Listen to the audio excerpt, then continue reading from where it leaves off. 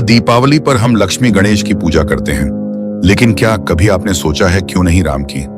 आखिर दीपावली तो श्री राम के अयोध्या लौटने की याद में ही मनाई जाती है, तो फिर लक्ष्मी और गणेश का इसमें क्या रहस्य छुपा है?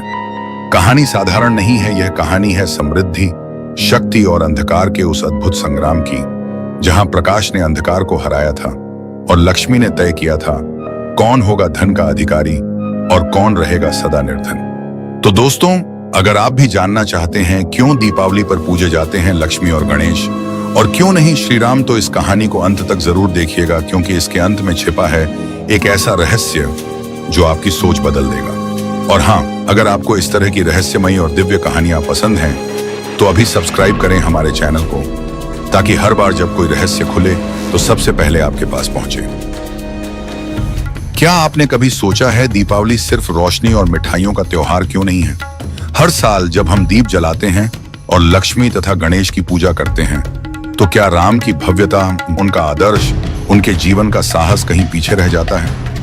आज मैं आपको ले चलूंगा उस समय में जब देवताओं ने तय किया था कि कौन किसकी पूजा करेगा और क्यों दीपावली की रात लक्ष्मी और गणेश की शक्ति का प्रतीक बनी। बहुत समय पहले जब पृथ्वी पर अंधकार और अधर्म फैल चुके थे, मानव भय और गरीबी में डूबे हुए थे, हर नगर में अंधकार का प्रभाव था और लोग भूल चुके थे कि सुख, समृद्धि और विश्वास क्या होता है। इस भयावह स्थिति को देखकर ब्रह्मा, विष्णु और महेश ने निर्णय लिया, अब केवल योद्धा या राजा पर्याप्त नहीं थे, मानवता को ज्ञान, बुद्धि, समृद्धि और बाधाओं से मुक्ति की जरूरत थी। तभी ब्रह्मांड में एक दिव्य प्रकाश उत्पन्न हुआ। सप्तर्षियों ने देखा कि समुद्र मंथन और देवताओं के अनुष्ठानों के परिणाम स्वरूप देवी लक्ष्मी का जन्म हुआ। लक्ष्मी माता केवल धन की देवी नहीं थी, वे थीं विश्वास, न्याय, समृद्धि और मानसिक शक्ति की देवी। उनकी उपस्थिति से पृथ्वी पर अंधकार डर गया। लेकिन लक्ष्मी अकेली नहीं थी, उनके साथ थे गणेश, बाधा हराने वाले, ज्ञान और बुद्धि के देवता। गणेश ने पहले ही ब्रह्मांड में प्रवेश करते ही अंधकार के सभी रास्तों को पहचाना। साथ ही थे कुबेर, धन के रक्षक, और इंद्र, स्वर्ग के राजा। वे सब मिलकर अंधकार के खिलाफ तैयार हुए। यह शक्ति केवल धन और सुंदरता की नहीं थी, बल्कि मानव जीवन में स्थिरता, विश्वास और न्याय स्थापित करने वाली थी। जैसे ही लक्ष्मी माता धरती पर पड़ी, अंधकार ने पहली चुनौती दी। राक्षस और अधर्मी, जो मानवों के हृदय और संपत्ति पर कब्जा कर चुके थे, वे लक्ष्मी को रोकने के लिए तैयार थे। लेकिन गणेश ने तुरंत स्थिति का अवलोकन किया। उन्होंने बाधाओं और संकटों का मार्ग देखा। हर शहर, घर और हर व्यक्ति की रक्षा के लिए उन्होंने अपने दिव्य ज्ञान और शक्ति का उपयोग किया। लक्ष्मी माता ने पहली बार दीपों की रोशनी फैलाई। जैसे ही दीप जलाए गए, अंधकार डर गया। मानवों ने पहली बार महसूस किया कि एक दिव्य शक्ति उनके जीवन में प्रवेश कर रही है। यही रात थी जब दीपावली का पहला प्रकाश जला। यही वजह थी कि मानवों ने लक्ष्मी और गणेश की पूजा की, क्योंकि दीपावली की रात सिर्फ साहस या युद्ध का प्रतीक नहीं थी, यह संपन्नता, बुद्धि और बाधाओं पर विजय का समय था। गणेश ने अपने ज्ञान और बुद्धि से अंधकार के जाल को तोड़ा और लक्ष्मी माता ने मानवों के लिए धन, सुख और विश्वास की धारा प्रवाहित की। और तभी देवताओं ने तय किया, इस रात को हर वर्ष मनाया जाएगा। लेकिन क्यों केवल लक्ष्मी और गणेश को? क्योंकि राम की शक्ति वीरता और न्याय की थी, लेकिन दीपावली की रात मानव जीवन में समृद्धि और बाधाओं को हराने की आवश्यकता की थी।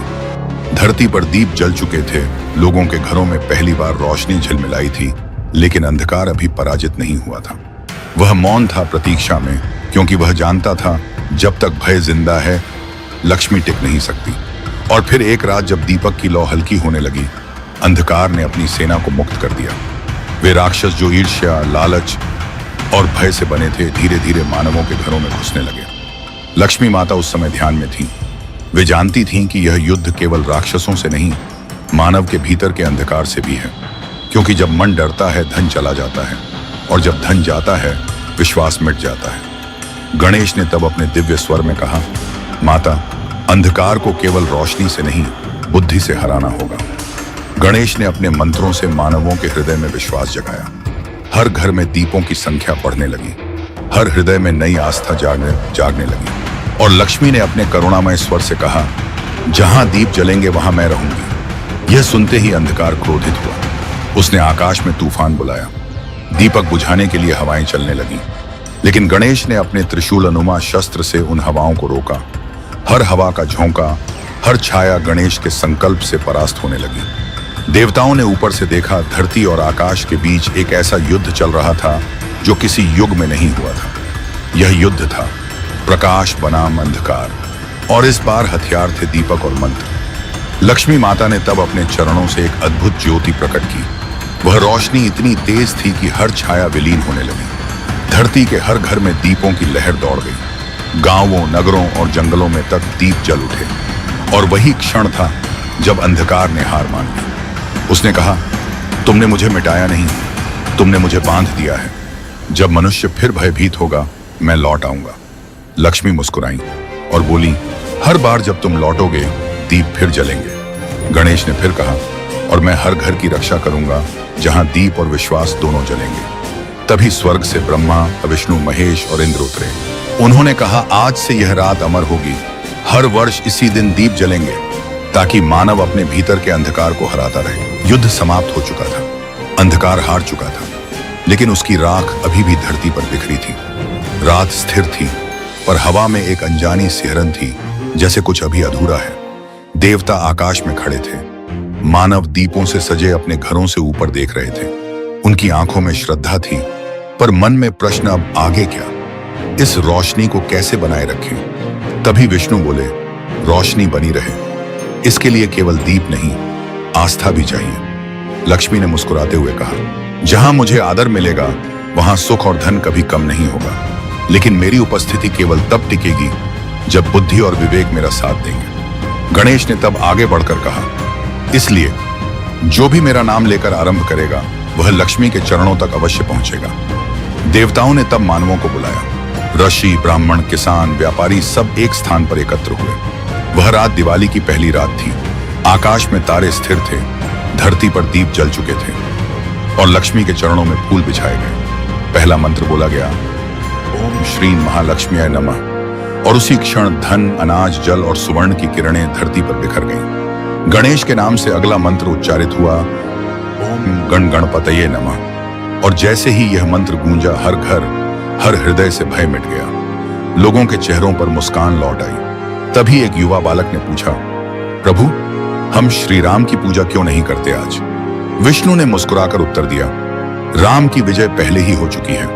वह न्याय और धर्म के प्रतीक हैं, पर यह रात, बालक, केवल विजय की नहीं, स्थिरता की रात है। राम की शक्ति युद्ध जीतती है, पर लक्ष्मी और गणेश की कृपा जीवन बसाती है। लक्ष्मी ने आगे कहा, राम का नाम दीपावली को प्रेरणा देता है, पर मेरा और गणेश का नाम इसे जीवंत रखता है। क्योंकि मनुष्य हर दिन युद्ध नहीं लड़ता, उसे हर दिन अपने घर में शांति, बुद्धि और समृद्धि चाहिए। और तभी सभी ने अपने दीपक फिर जलाए। हर दीप में एक नाम लिया गया, पहले गणेश का, फिर लक्ष्मी का।